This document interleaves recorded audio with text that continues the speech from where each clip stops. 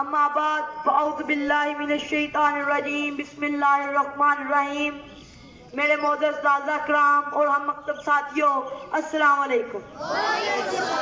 بالغ اللعاب کمالہ کشفت دجاب جمالہ حسنت جمیع حصالہ صلوا علیہ وآلہ.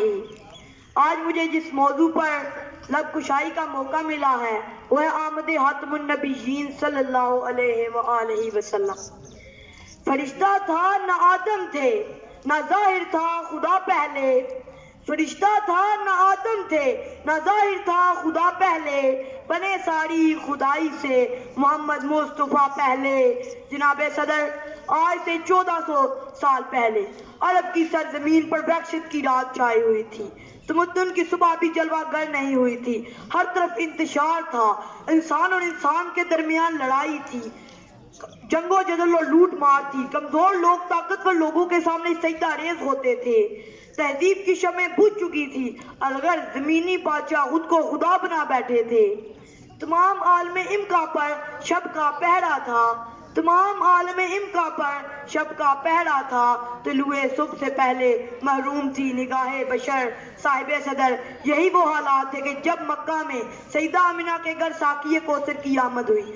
اپنی آمد کے ساتھ ہی آپ نے زمین پر سجدہ کر کے دنیا کو خدائے واحد کے وجود کا پیغام دیا. آپ نے تاریخ معاشرے کو رشد و ہدایت کی راہ دکھائی. لوگوں کے دلوں کو نور سے منور فرمایا. آپ نے لوگوں کے اندر اتحاد و اتفاق کی روح پھونک کر مثل یک غالب، یک جان اور یک زبان بنایا. بقول شاعر، جلوہ فگن ہوئے حضور کفر روانہ ہو گیا.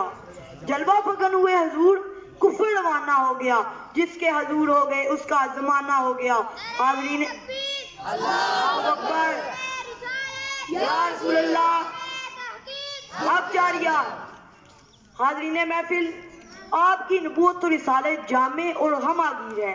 یہ ہر زمان و مقام پر محیط ہے. آپ سید المرسلین اور رحمت للعالمین ہیں. چنانچہ آپ کی شخصیت میں آدم کا خلق بھی ہے، شیس کی معرفت بھی ہے، نوح جیسا جوش تبلیغ بھی ہے، لوط جیسی وضاحت و حکمت بھی ہے، ایوب جیسا صبر بھی ہے، دانیال جیسی محبت بھی ہے، یوسف جیسا جمال بھی ہے، موسیٰ جیسا پیکر جلال بھی ہے. بلکہ یوں کہیں کہ پوری کائنات کی ہماگیری سچائی ہے.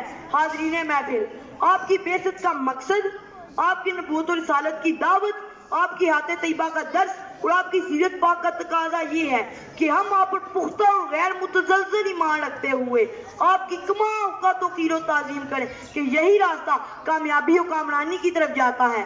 آئے دعا کرے یا رب خلوص شوق کو اتنی رسائی دے، دل کے حرم میں شہر مدینہ دکھائی دے.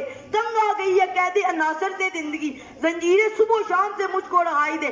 یا مجھ کو مرحمت ہو محبت حضور کی، یا مجھ کو مرحمت ہو محبت حضور کی، یا میرے دل کو طاقت صبر آزمائی دے. حاضرین محفل، آئیں آج کس پرمسرت موقع پر ہم عہد کرتے ہیں کہ ہم اپنی زندگیوں کو حضور کی سیرت پاک کے مطابق گزارنے کی کوشش کریں گے. انشاءاللہ میں اپنی گفتگو اس آخری شعر پر سمیٹتا ہوں. قوت عشق سے ہر پست کو بالا کر دے، قوت عشق سے ہر پست کو بالا کر دے. دہر میں اسم محمد سے اجالا کر دے. تاجدار ختم نبوت زندہ باد. شکریہ.